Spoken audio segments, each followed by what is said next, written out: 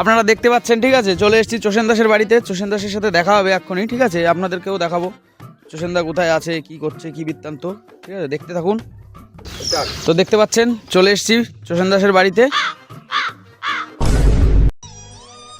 আরে এটা কি চোষেন দাসের বাড়ি?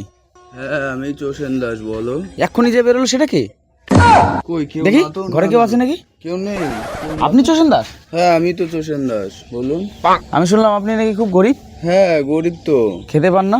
হ্যাঁ ভাই, খাওয়ার টাইম হয়ে গেছে, পান্তা বাদার পেঁয়াজটা নিয়ে আয় না ভাই। এটা কি বলছেন আপনি? হ্যাঁ খাওয়ার টাইম হয়ে গেছে না, খাওয়ার মতো পান্তা ভাতই আছে, কালকের জল দেওয়া ভাত, ঠিক আছে, আর পেঁয়াজ, এটাই খেতে হবে এখন। ঠিক আছে, আপনার জন্য একটা গিফট নিয়ে আসছি আমি, ওটা আপনাকে দেবো। হ্যাঁ ঠিক আছে। ঠিক আছে। আপনারা দেখতে পাচ্ছেন চোষেন দাসের বাড়িতে চলে এসেছি। আর এ খুব গরিব, ঠিক আছে, একে আমার মতন আপনারাও সাহায্য করবেন, ঠিক আছে, খেতে পাই না, খুব অভাব। এই যে দাদা আপনার জন্য কিছু গিফট আছে, রাখুন। অনেক অনেক ধন্যবাদ ঠিক দাদা, আছে, খাবেন এইগুলো, ঠিক আছে। অনেক উপকার করলেন দাদা আপনি আমার। কিছু আপনাকে দক্ষিণা দিচ্ছি, ঠিক আছে, খুব গরিব, খুব গরিব। হ্যাঁ অনেক অনেক ধন্যবাদ দাদা। এখানে কিছু টাকা আছে, নাও, ঠিক আছে, অনেক অনেক ধন্যবাদ এদের খাবা, দাদা। কেক কিনে খাবা, ঠিক আছে, ভালো ভালো খাবার খাবা, পান্তা ভাত খাবা না সব সময়, ঠিক আছে। অনেক অনেক ধন্যবাদ দাদা। হ্যাঁ হ্যাঁ, অনেক অনেক। আসি তাহলে, ঠিক আছে। হ্যাঁ হ্যাঁ, আবার আসবেন দাদা। হ্যাঁ হ্যাঁ।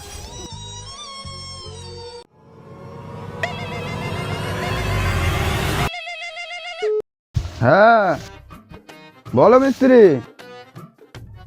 হ্যাঁ হ্যাঁ, বুর্জ খলিফা কত দূর আমার? কি টাইলস পাওয়া যাচ্ছে না? না না না না, আমার টাইলস, ওই টাইলসই লাগবে, তুমি জাপানে গিয়ে নিয়ে আসো। হ্যাঁ না, ওই টাইলসই লাগবে আমার, ঠিক আছে, টাকার অভাব নাকি আমার? যাও যাও, হ্যাঁ হ্যাঁ নিয়ে আসো জাপান থেকে, ওইটাই লাগাবো আমি, ঠিক আছে। কিছুদিন পর আজকে ঘুম থেকে উঠে দেখি রান্না করার মতো কিছুই নেই। একটা এই পেঁপে পড়েছিল, এই পেঁপেটাকে আজকে কেটে দুভাগ করে দুদিন রান্না করব। আর এই অর্ধেক বেগুন কাকিমাদের বাড়িতে ছিল, গরুকে দিচ্ছিল, আমি বললাম আমাকে দিয়ে দাও, আমি কিছু রান্না করে খেয়ে নেবো। এই পেঁপেটাকে আজকে রান্না করব, ঠিক আছে, কেটে নি। ভাইয়ের একটু জ্বর জ্বর ভাব আছে তো, নিরামিষ খাওয়ালে শরীরটা ভালো থাকবে। পেঁপেটাকেই অর্ধেক রেখে দিই, আর অর্ধেক কালকে রান্না করব।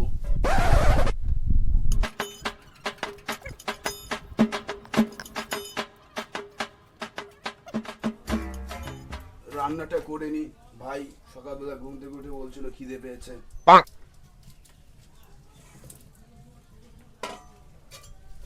একটু হলুদ আর নুন দিয়ে দিই নাকি?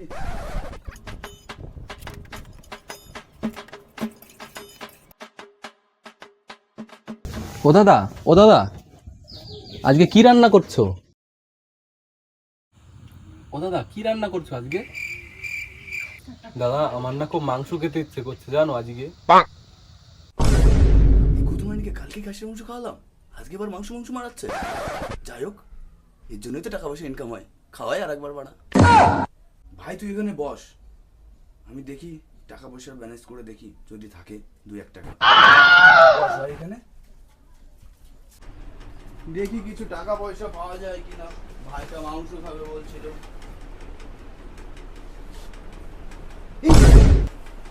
দেখেনি তো?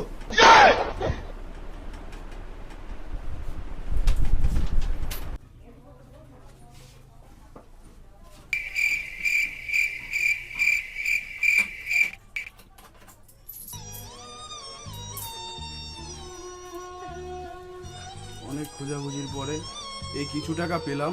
এটা দিয়ে আজকে ভাইকে মাংস আনতে বলবো, মাংস খাবে বলছিল। যাই ভাইকে দিয়ে মাংস আনতে বলি। ভাই, এ ভাই শোন এদিকে আয়। বলো দাদা, বলো।